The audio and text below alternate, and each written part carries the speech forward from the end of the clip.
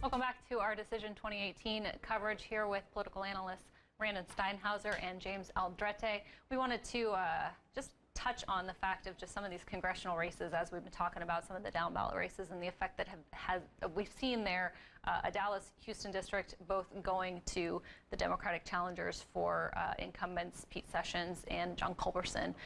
What's your take on just kind of, how this added to the balance of power shift now as well in the House, and kind of what this means moving forward for these districts? Yeah, well, the Sessions race is very interesting because there couldn't be more of a contrast between these two candidates. You have a young African-American former NFL player, and you have Pete Sessions, who is an ingrained establishment Republican. Yep. And so I think that, again, it goes back to that candidate recruitment and the fact that we saw a record number of retiring Texas congressmen for this session. So we have all these open seats, and you have someone like Pete Sessions who maybe could have taken that hint and taken a back seat and let this be an open seat. But again, in Dallas County, it's super competitive. So we're seeing that all the way down the ballot. There's a number of House seats that we're keeping a close eye on. Rodney Anderson, Linda Coop, Matt Rinaldi, all of these very competitive seats in the Dallas area.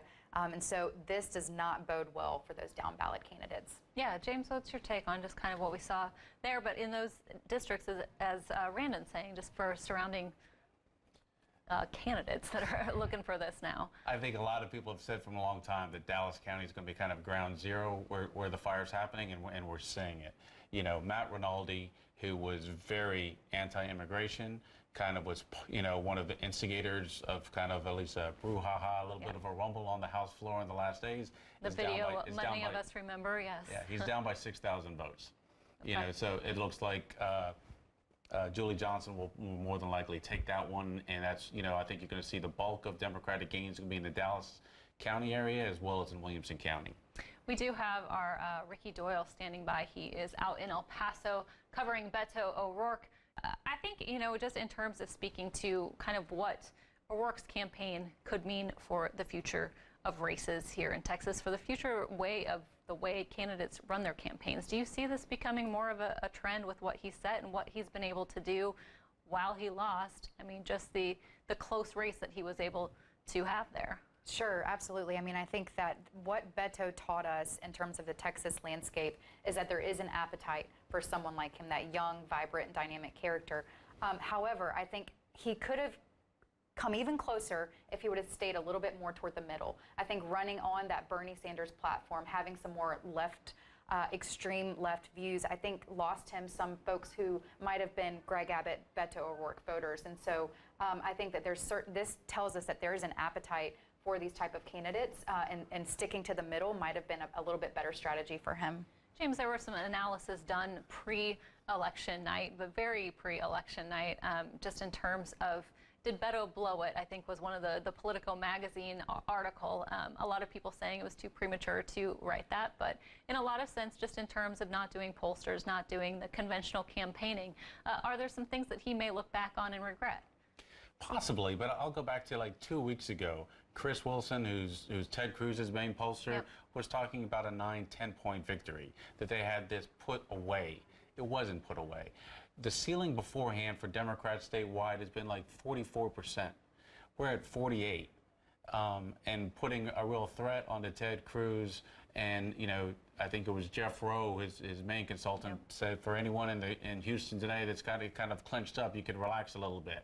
They were tense, and they were not expecting this level. The things he did differently, I think we're all going to continue to learn from. It was a very digital forward campaign. So it was one of the top national spenders on Facebook, on Google, and then the Facebook Live, and making this a more authentic campaign, I think is going to change the landscape from here on.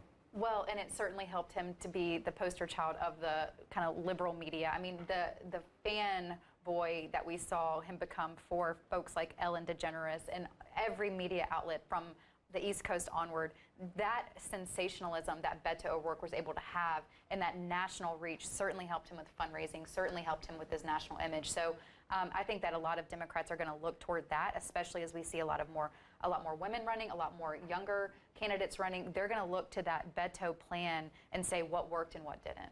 With Ted Cruz, just in terms of kind of what this means for him and his future in the Senate, and looking, Beto O'Rourke, a lot of people have said, win or lose, kind of the name recognitions that you've had, been able to garner. Would you run for president. He's saying, no, Ted Cruz has kind of gone back and forth on whether he would serve out his full term, but I think eventually did say he would serve out his full term. What about these two as possible presidential contenders? I think Beto's put an end to any aspirations that Ted Cruz may have. I think, you know, the fact that here's someone that thought he kind of owned deep blood red Texas is what they would call it. And then squeaks out a victory against someone that ran a non-traditional campaign with no PAC support. I think Ted Cruz's, you know, future aspirations are going to be about how to be a senator for more people than just the Republican primary electorate. I Good think learning tool for Cruz here. Yeah, and I think that would be a extent? good thing. I think him representing, you know, Texas as a United States senator and focusing on that would be a good thing for Ted Cruz to do strategically. I do think that Beto has said, you know, I'm not running for anything. This is going to be the last time I run. I'm surprised by that. I would be surprised if he doesn't run for something else. But again, I think there's going to be enthusiasm for younger candidates like him to run for president. Our slate of Republicans is going to be much more limited. I don't see a lot of Republicans challenging Donald Trump. I think we're going to see a very wide array of candidates coming out from the left.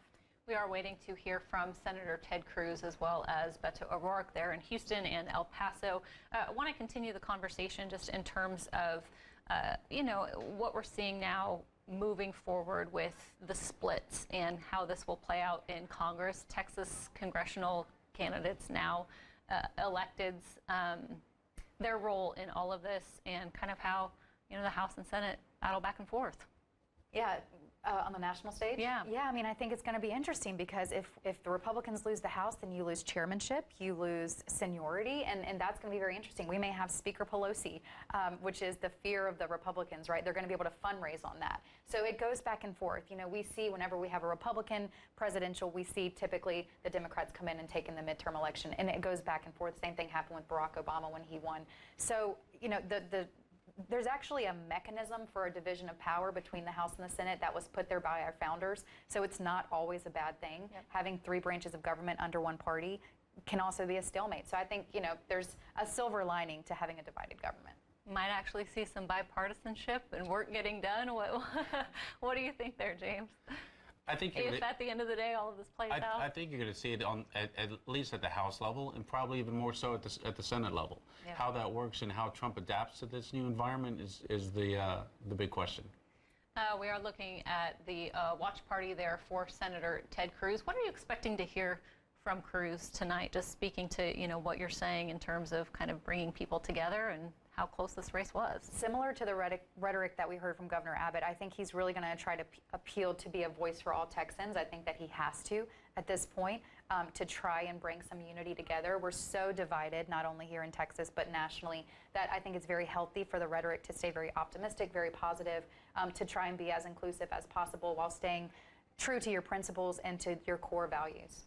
James, what's your take on what you think? What do you expect to hear from him? Maybe in Beto as well? I hope so. What we've already seen, you know, just on Twitter and other stuff is the warm-up speakers keeping the crowd are still throwing the red meat even after the race has been called.